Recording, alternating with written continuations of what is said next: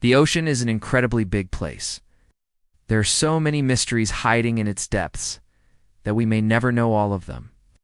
And that's why it's such a great source of inspiration for books, TV shows, movies, you name it.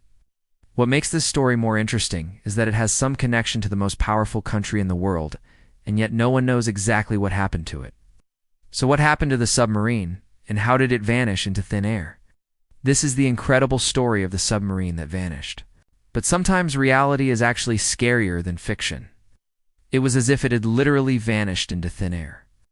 After the search, officials from the Soviet military claimed that all 98 crew members had died aboard the submarine, but they refused to release any further details. Of course, this wasn't good enough for the American government, who were still curious about the Glomar mission. They weren't sure whether or not the Soviets had managed to retrieve the underwater vehicle or not. To find out the truth, the CIA came up with a plan. Today we're going to be talking about one particular submarine and what really happened to it. Before we get started, be sure to smash that like button and subscribe for more videos. We've got plenty of awesome stuff coming up. In the book, Thor claimed that one of the nuclear missiles had been recovered by Al-Qaeda, and that they were planning to use it to attack the United States. Although this claim was never proven to be true, it's still a scary thought to consider. On June 11, 1968, the nuclear submarine K-129 was sailing from its port in the Russian base at Severomorsk to its diving point. And despite all of the evidence that has been gathered over the years, we may never know for sure what happened to the submarine and its crew. What do you think happened to the submarine? Let us know in the comments below. If you enjoyed this video, be sure to check out our other videos. We've got plenty of awesome stuff coming up. See you next time. It was going to dive off the coast of Hawaii and conduct some classified tests. Aboard were 98 sailors and crew members. The submarine was a fairly new addition to the Soviet fleet. It had been launched in 1964 and was the fourth of its class, which was known as Hotel-class submarines. The Hotel-class submarines were designed to be multi-purpose submarines, and they had the ability to reach great depths with their pressure holes able to withstand the crushing pressures at depths of up to 3,300 feet. They also had a very advanced sonar detection system, which made them extremely hard to detect. These submarines could travel at a maximum speed of 27 knots when submerged and 33 knots on the surface.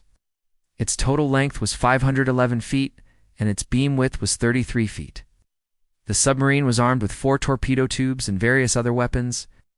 It also had a displacement of around 17,000 tons submerged. It also had a range of 15,000 miles at 10 knots. This submarine had so many great features, and it would have been quite a sight to behold. While in service, the submarine was primarily tasked with strategic deterrence and intelligence gathering. But it was during one of these missions that things would go horribly wrong.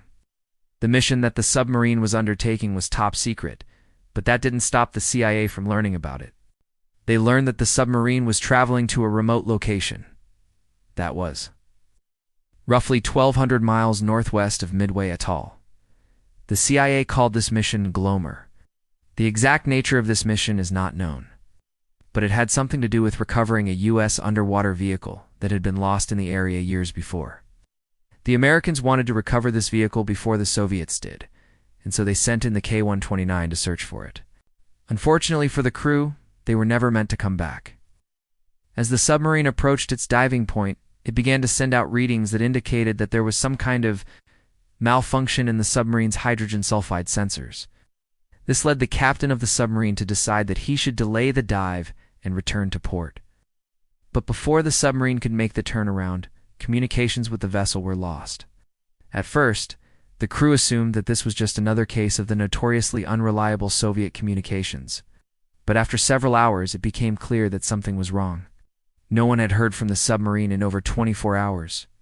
The Soviet military immediately launched a massive search effort, but it turned up nothing. All that they found was debris from the submarine, but no sign of the rest of the vessel. The submarine had vanished without a trace. As days went by, the search effort expanded. Other vessels and aircraft were brought in, but still, there was no sign of the submarine. Under Project Azorian, the CIA planned to use a top-secret ship called the USS Halibut to sneak into Soviet waters and spy on the K-129, but as the Halibut got closer to the site where the K-129 had been last seen, it picked up some very strange signals, It seemed that the K-19 had transmitted some kind of distress call shortly before it disappeared. This led the crew of the Halibut to believe that something had happened to the submarine.